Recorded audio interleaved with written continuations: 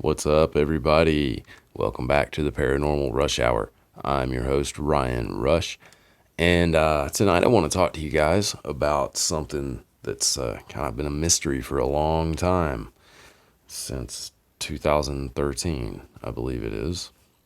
But anyway, before we get to that, I want to thank all of my new subscribers. I've gotten a pretty good bit in the last few days, and I really appreciate that. You guys help me out a lot, sending me the emails and watching the videos and commenting and giving me more information than I had when I made the video. I'm just one of those people who knows a little about a whole lot, and I just try to impart what I know to you guys and what I've heard and things like that. Not all of what I say is fact, and I always tell you guys if it's a theory or if it's something people think or something I think or whatever. I don't want to mislead you and make you think that I'm telling you this is how it is, because I know better than anybody that you have to have some sort of firsthand experience with certain things to know beyond any doubt that it's real. And I've experienced a lot of weird stuff for some reason.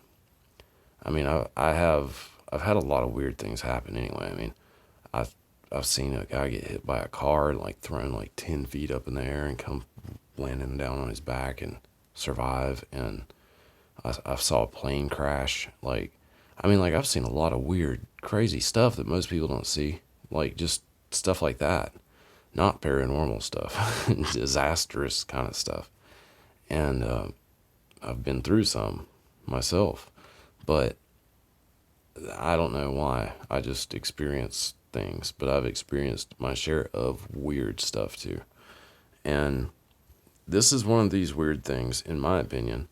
What I'm going to be talking about tonight is strange. It's a strange case, okay, for several reasons, and I hope to cover all of them without losing you guys in the process. Anyway, let's get to it. I've talked enough about stuff. I don't even remember what I said now. It was that important. I was just blabbing, I guess. I don't know. All right. Elisa Lam.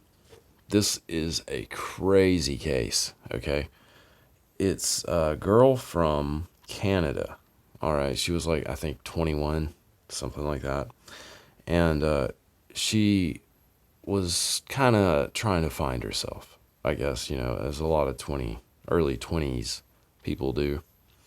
And she decided that she wanted to go and see more of the world, I guess, than she had seen so far. Which, being from Canada, I don't think she had ever been out of Canada at the time. So, anyway, she decides to go to LA, to California. Well, not specifically to LA, but she was going to go tour the West Coast. I mean, go down to like San Diego and come up through there, you know, go north, I guess, from there. Well, anyway, she was going to do that. So and she did. She got there. She went to LA, and that's when things got crazy for her. She was real active on social media too. Like she wrote blogs, I think it was, and she pretty much was very open with most aspects of her life and her thoughts about things. She was openly bipolar. I know that, according to her blogs. And I guess they determined that through medical records too. But, the thing is, I watched this thing on Netflix, okay, about her. And it was pretty accurate. Along the lines of everything that I had heard already. And I'm going to go through all this and tell you guys what I think about it. But I don't know, the Netflix thing kind of seemed like a false flag type thing to me, in a way. It seemed like it was kind of like put there to close it, to close the case. To this is what happened. We all need to accept it. That's kind of the vibe I got from it. Like stop asking questions, stop looking into it. Just this is it. That's the vibe I got from it. I mean, you guys can make up your own mind, about how you feel about it if you want to go and watch it, or if you have watched it. Just let me know what you guys thought. If you've seen it, put it in the comments and let me know. Let me know if you guys thought that it was kind of, put there kind of like I don't know.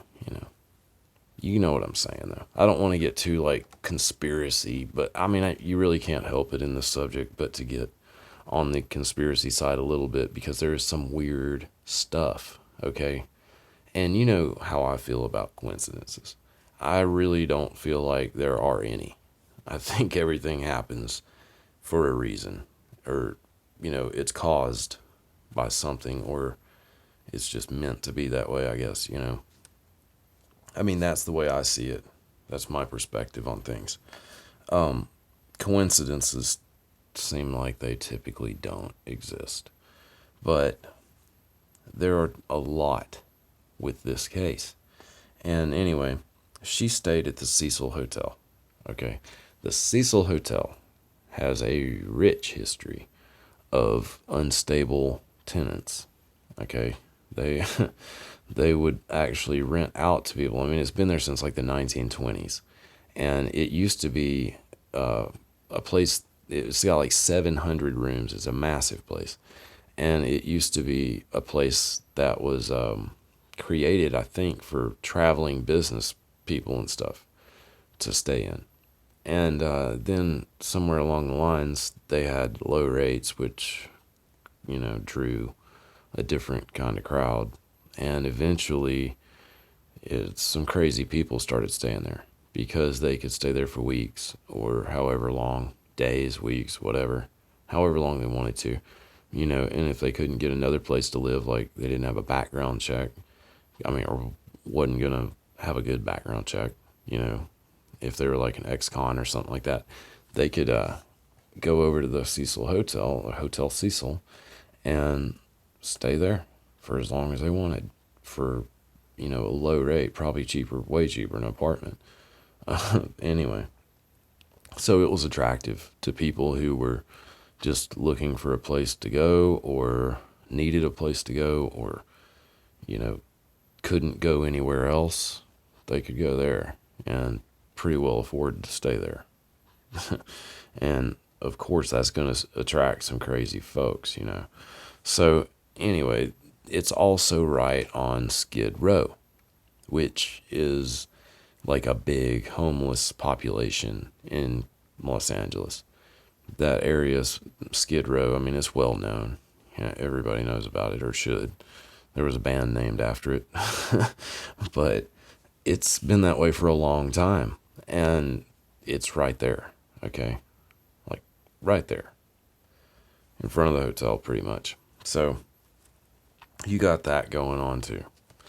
So that's not going to attract the best people to come and stay there.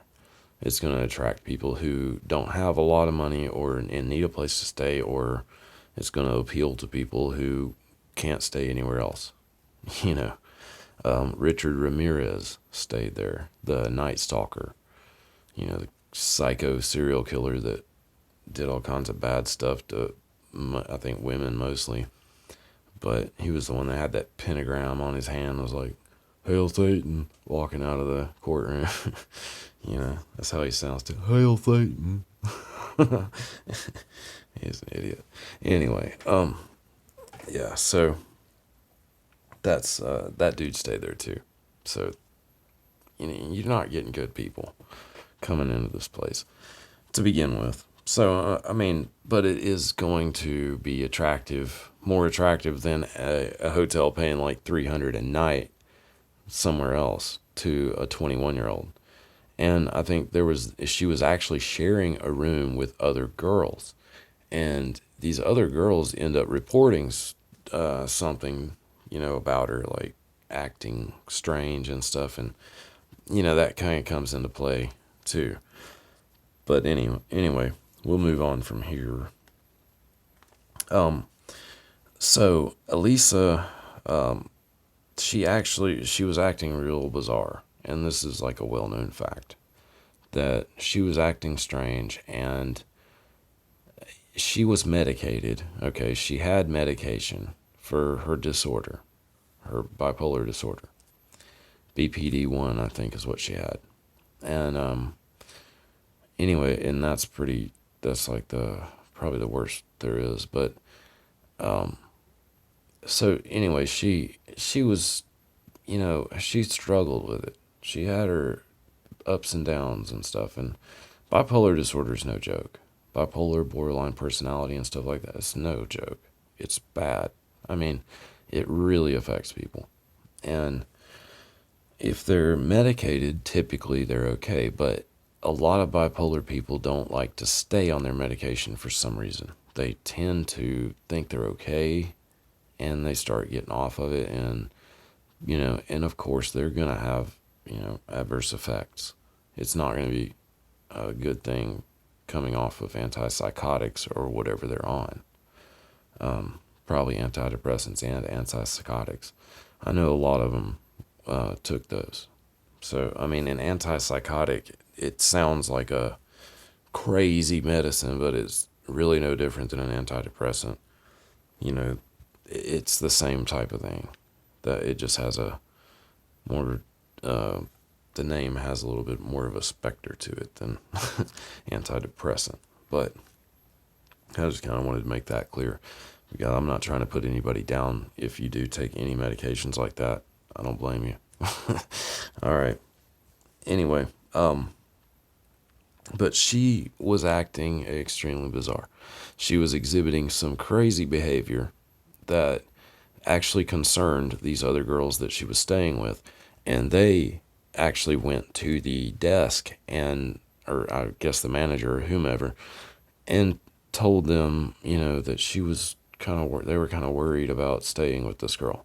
She was acting weird, and she was like putting notes on on their beds, I guess. And it was saying stuff like, go home, go away, leave now, and stuff, just weird stuff. Like she was trying to get them out, and she wouldn't answer the door, they said. Like, she was in the room and demanding a password or something. And I mean, this is all according to what these girls said. The only thing, the manager of the hotel who was interviewed, and I hadn't seen this interview until recently, but I had been, I'd heard about this case a long time ago, but I hadn't seen this interview, and I didn't know much about anyone else who was, involved as far as the hotel went until I saw this. But the manager said that she remembered her, I guess, going into the lobby or going down where the desk is or something, and like putting her hands out and saying something crazy. I can't remember exactly right now. It left me.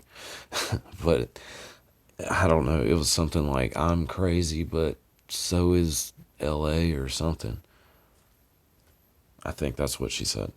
Anyway, but the manager was like, that's just another thing that happened that day. It's not, it's not anything abnormal for that place.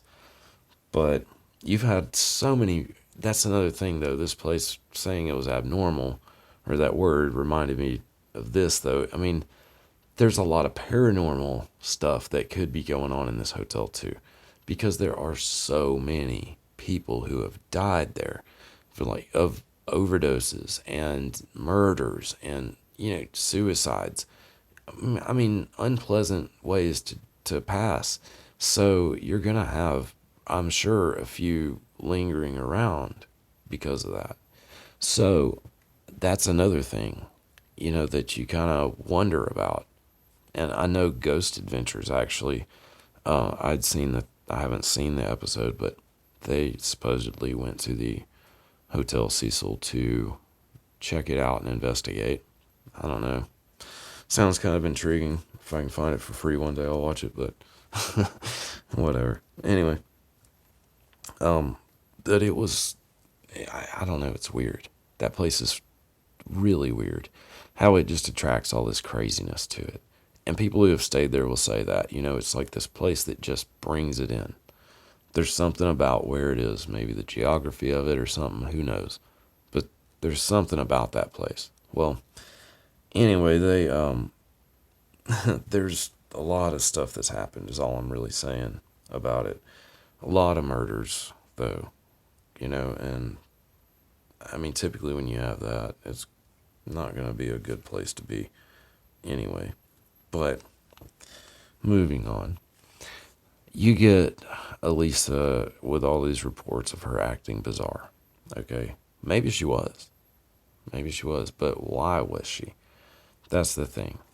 She still did have medication in her system. It just wasn't as much as she was prescribed to take at, I guess, during a day, 24 hours, a period. I don't know. I mean, it she had more of a quantity of the medication, but it wasn't like a ton more. And they think that she had just been under medicating.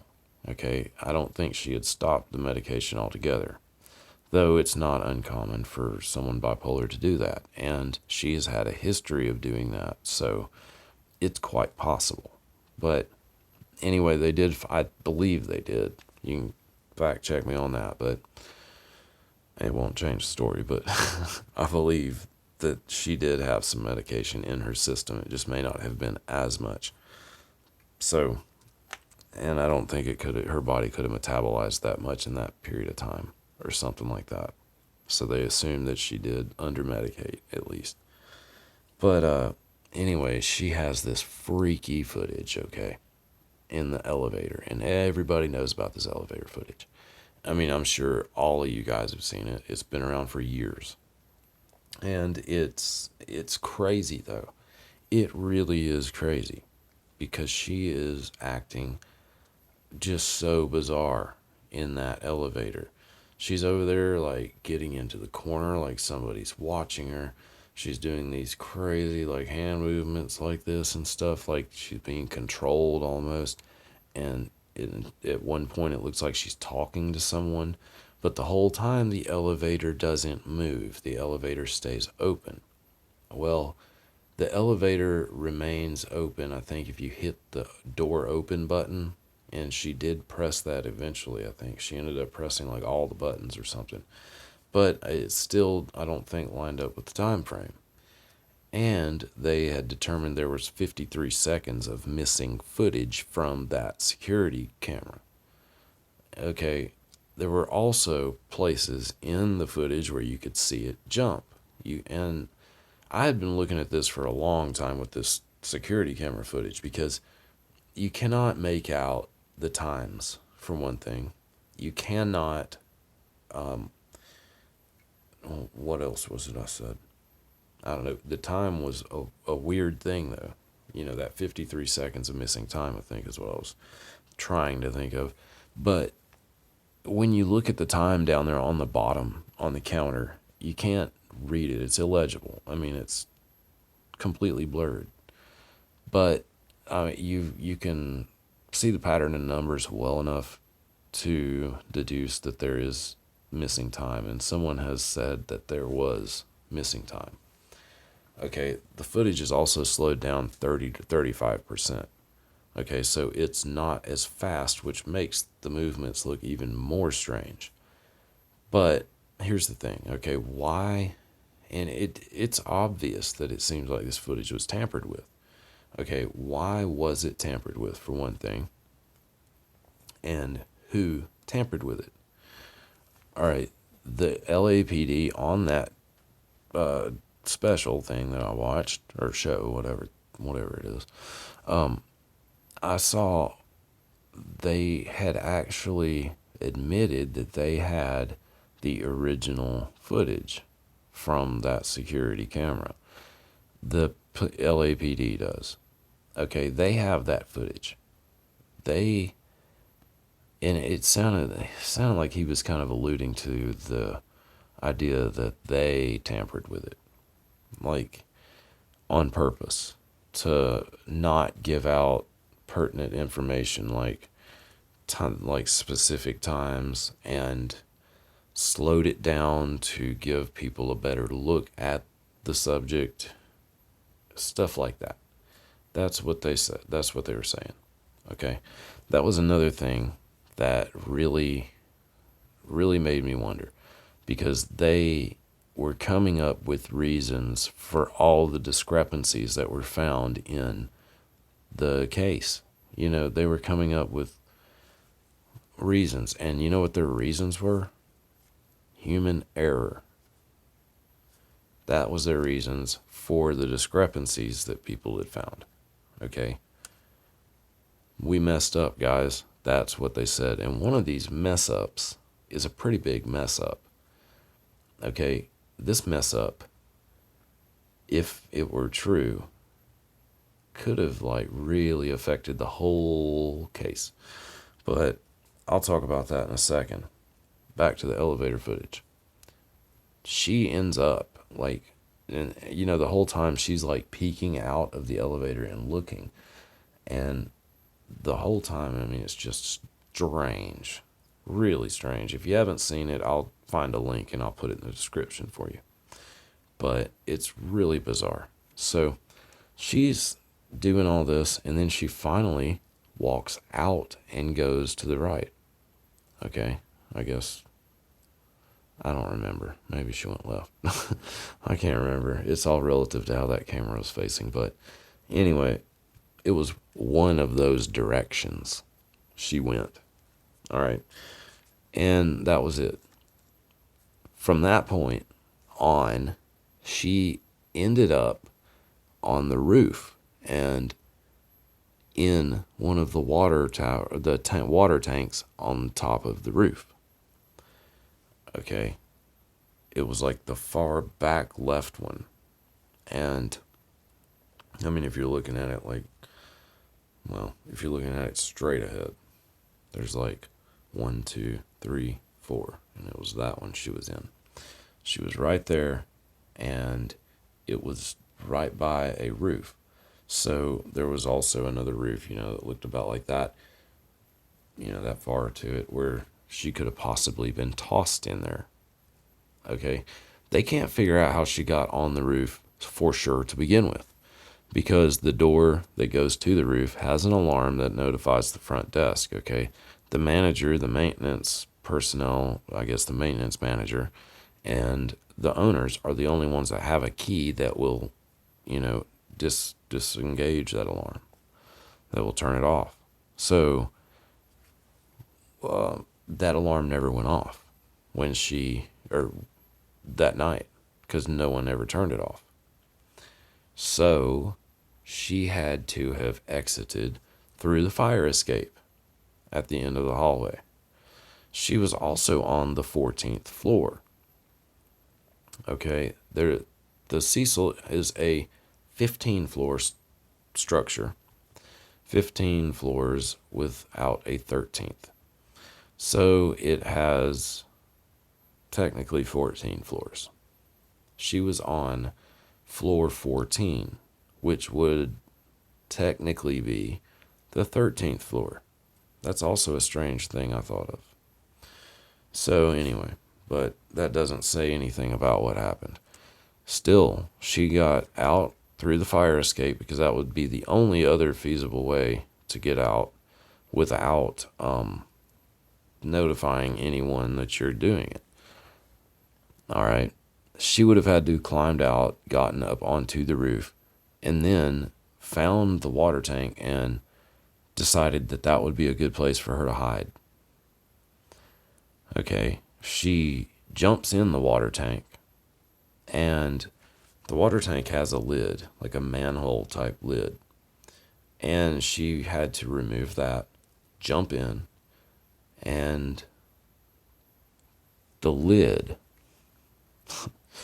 that's one of the biggest discrepancies I can find in this case. Okay. One of the guys, the guy that found her, the maintenance guy, all right, he claims that the lid was open when he went up there to check the water.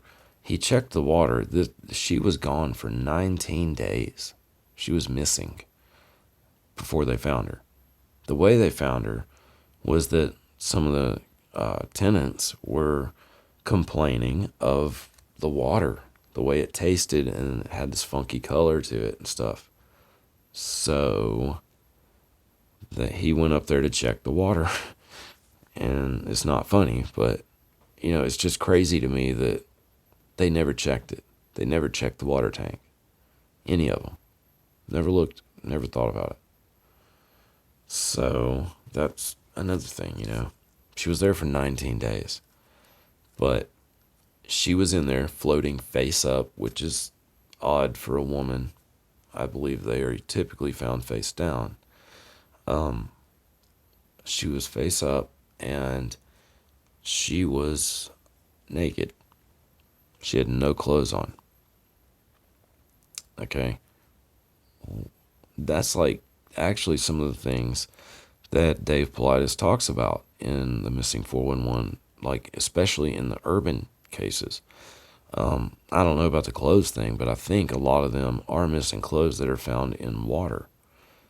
And they're also, like always, the opposite way of how they're typically found for a drowning victim. So anyway, but they explained the way that she was turned on, well, if the water is being used in that tank, it could be pulling her down and then moving her, flipping her. I mean, maybe that could have happened. Okay, see, they don't have any concrete. All they've got is theories. Still, that's all they've got.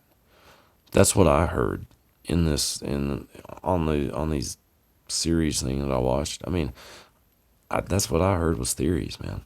I didn't hear any facts really about her body being that way, why she was naked. They tried to say something like she shed her clothes to free herself of extra weight or something. Man, I don't think so. That's funky to me, man. Another thing, they were saying, well, and if someone started using the water while she was trying to tread water and swim and stay up there, because it's a deep tank, it's huge. And I mean, I was like thinking, well, why wouldn't she just pull herself out? She's in the water. Why would she stay in water? Even if you're having some kind of psychotic episode, surely you've got to be like, okay, I snap out of it at some point and realize you're in the water. Get out. Like, it's freezing. Get out. I don't know. Anyway, they started saying something about her, I guess, getting pulled down and not being able to come back to the surface, I guess, and drowning. I don't know. But I would think that she would have been able to come up for breath, especially if there's, if the water level is dropping, then there's more oxygen in there, in the space that's being created. So you would think that she would have an easier time getting up, maybe. You're not going to go that far from the surface unless it's just a mega vacuum. And I can't imagine it being that strong of a pull anyway. I don't know anything about big, massive industrial plumbing systems. So don't think I'm saying anything with any merit here. But just the way I would think, it doesn't seem like it would have that much pull. I don't know. I'm just speculating here. But maybe that did happen. But then they also said something like, well, she could have been hypothermic and shed her clothes. Okay. That's like an urban myth that was popularized by the movie Everest. Okay, that's what that is. That happens to like maybe 0.01% of people who get hypothermic. That's not a typical reaction to hypothermia, shedding your clothes because you feel like you're burning up hot. That's not a typical thing. It's just not. It has happened to people because, your body, like your mind, does crazy stuff. There goes Wolfie howling away. Anyway, But that's all I'm saying. I mean, it's just like, it's just crazy. So they found her in the water. The thing that makes it okay, that I was saying about the lid, of course she wouldn't be able to put the lid on. So the guy that found her said that he found it open, but the lid, the guy, the I guess police chief or whoever in LA that was doing the press conference or initially giving all the information, said that the lid was closed. Specifically said it. Okay, not like just, he said it like it was fact. Then later on, it comes out in court that the lid was open. Okay, right when it happened, it was everywhere, reported everywhere that it was closed. But when this thing came out, now it's open. What's up with that?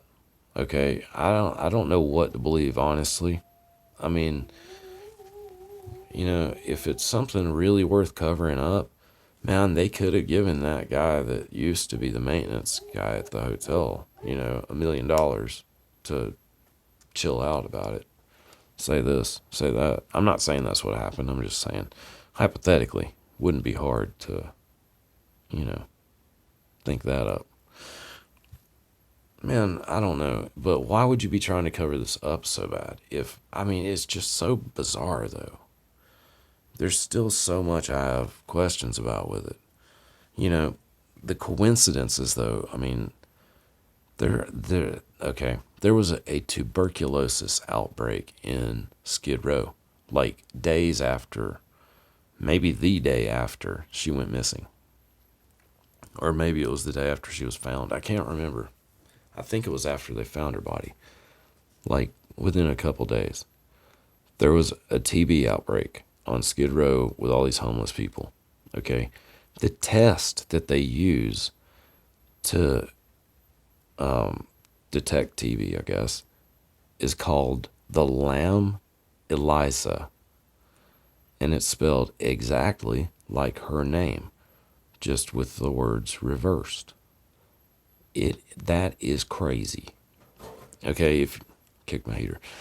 If you believe in coincidences, that's a major coincidence right there. What are the odds, there's so much weird stuff with this, okay? What are the odds of that, though? There being a TB outbreak, and then the test kit used to detect TB is called the Lam, Lam, Elisa. Her name was Elisa Lam. So, is that not just a weird coincidence? Uncanny, So anyway, there's a movie called Dark Water. They touched on this also, but I had heard this theory a long time ago, and they missed some things on it. But anyway, the movie is about a mother and a daughter who move into this apartment complex that was kind of like a lower income place, like the Cecil, and the mother's name is Dahlia, and the daughter's name is Cecilia. Cecilia. So, is that not strange? That sounds a lot like the Cecil. This movie was made, like, I want to say in 2003, initially in Japan. Then it was remade in America in 2005 and released. Basically what happens in this movie is they move into this apartment complex. Water starts dripping from weird places, and weird things happen. Water starts becoming weird colors and stuff, and then they find out that some girl got killed and her body got dumped in one of the water tanks on the roof of the apartment building. Yeah. And then the owner of the building didn't really want to respond to doing anything about it. And I don't know, something happened to the mother also or whatever. But the ending of the movie is strange because in the end, the elevators in the building start malfunctioning, stop working. And you see the ghost of the mother, Dahlia, combing the hair of the little girl, Cecilia. Now, what's crazy about the mother's name, Dahlia, is the Black Dahlia murders. That murder that took place, and it was in LA, but they said that the Elizabeth Short, I think was her name, it was like in 1947, I want to say, something like that. But she was murdered after staying in the Hotel Cecil. They said she had been there, like staying there the day before or something, maybe even that day. I don't know, but it's tied in to that murder. So is that not also a strange coincidence? Why would that be the name? I mean, that's just maybe the people that made it were just real inspired by the Hotel Cecil. But that still wouldn't explain the whole thing in the water tank. That's, oh, what a coincidence. Okay, so I don't know, guys. I mean, that's just crazy to me. You know, when you look at all that, like, what is that, man? I mean, what is that? That's freaky. You know, it doesn't make sense why they. I don't know how you'd have two things like this happen. It's like something mirrored exactly like it happened in real life or in a movie in real life. That's just strange. Maybe she saw the movie and recreated it herself in a psychotic bipolar episode. That's a possibility. And I'm not dismissing it as a possibility. I'm not saying, I mean, I am saying though, these coincidences though, man, how do you come up with this? I mean, they also touched on this guy named Morbid. Okay.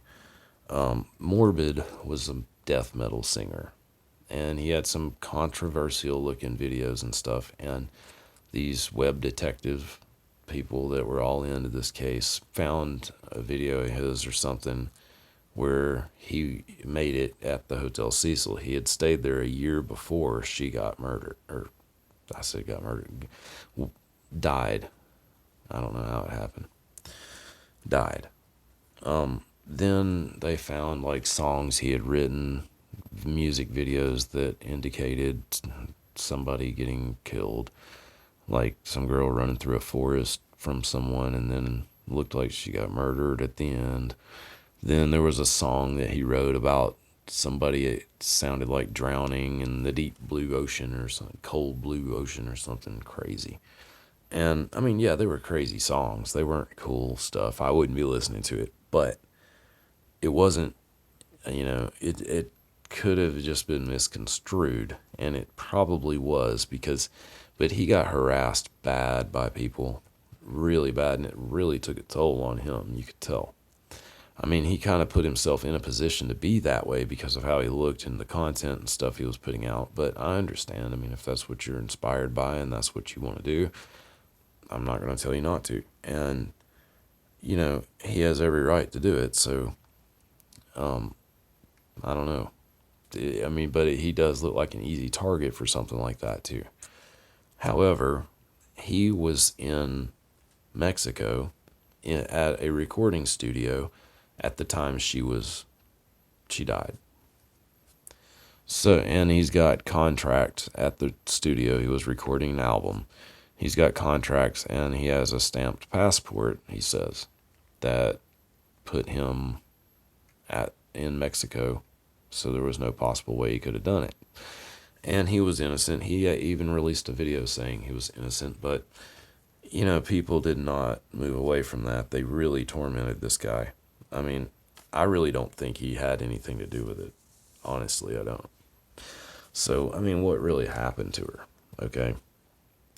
Did she get led up by somebody up to the roof and they put her in there? Because they would have to carry a body if they didn't lead her up there or make her go up there somehow. They would have had to carry her up there. And it wouldn't have been easy. She had no damage, no visible damage on her. I mean, like internally, externally, she was fine. Drowning is the only thing that could have happened to her. And the coroner report, said she had no illicit drugs, no alcohol in her system, and there was no indication of rape, according to the rape kit. I mean, the thing is, like, why was she naked, for one thing? The only other explanations for these are her losing her mind. Okay? Seriously. That's the only thing. The video being tampered with is weird. Okay, that's really strange. And the reason they gave is even stranger, in my opinion. I mean, I can understand hiding certain things like the times if you don't want that out or whatever, but the way that they did all that, if they really did doctor it on purpose for those reasons, I don't know. I mean, it seems more like they doctored it to conceal something. Someone did.